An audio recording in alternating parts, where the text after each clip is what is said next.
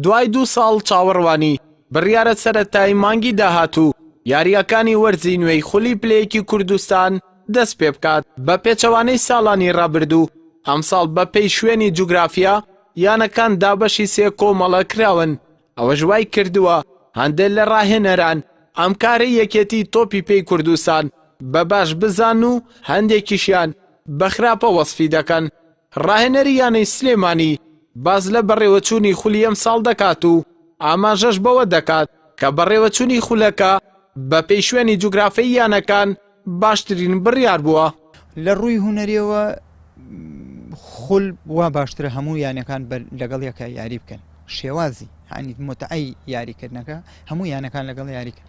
بەڵام ئەو زروفەی کە ئێستا کوردستانی تیا یانەکانی تایە پێم وابێ ئەمە باشترین بژاردە بوو، باشترین کەەوە ئەم کۆمەڵانە جیاکرایەوە هەم بار ئاسانیەکە لەسەر یانەکان دووش ئەو یانانەی کە مەسەلەن لەبەردەم هەموو یانەکانە هەیە ئەمەلێکی زیاتر کەوا سەرکەوێت بۆ خولی نایب چی خۆی باشتر ئامادە بکات چی خۆی باشتر تیپەکەی ڕێکخا.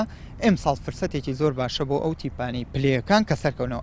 بە پێچەوانەی هەندێک لە ڕاهێنەرانی خولەکەوە ڕاهێنەری یانەی ئاشتی باز لە شێوازی بەڕێوەچوونی خولەکە دەکات، هەروەها باز لە کاریگەری درەنگکردنەوەی خولەکان و کورتکردنەوەی خولەکانی کوردستانیش دەکات.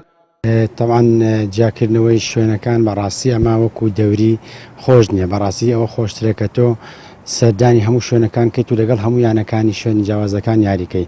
بەڵام هۆکاری ئەمە کە گەڕاوەتەوە بۆ ئەوەی کە بوو جەنێ لەم ساڵدا نەکردنی خولەکان و کورتکردنەوەی خولەکان زۆر تەسیرە کاتە سەر ئاستی یاریزانەکان و یانەکان بەڕاستی، چونکە تۆ لێرە خولێک ئەکرێتەوە بە 3 مانگ بە 2 مانگ بە 4 مانگ تەواوە بێ یاریزانە بێ 8 مانگ چاوەڕێکا بەوەی کە بێتەوە چاوەڕێی خولێکی ترکا. ئەمەش واکە کە زۆربەی کات ئاستی یاریزانەکان دائەبەز، یعنی یاریزانێک کە بینی ئەمساڵ ئاستێکی زۆر باش پێشکا بە ساڵی داهاتوو ئاستەی نییە، هۆکارەکەوەیە ماوەیەکی زۆر لە یاریدا بڕێت لە تەمرینەکان دابڕێ. ئەمەش واکە کە ئاسی ئەو یاریزان دابەزێ بەڕاستی تەسیرێکی زۆر زۆری هەیە یەکەم لەسەر یاریزان دۆمیشتە سەریانەکە.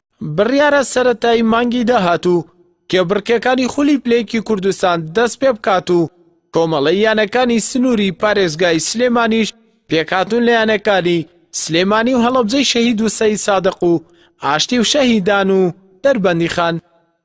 ئەردەڵا محەممەد کەناڵی ئاسمانی پێیام سلێمانی.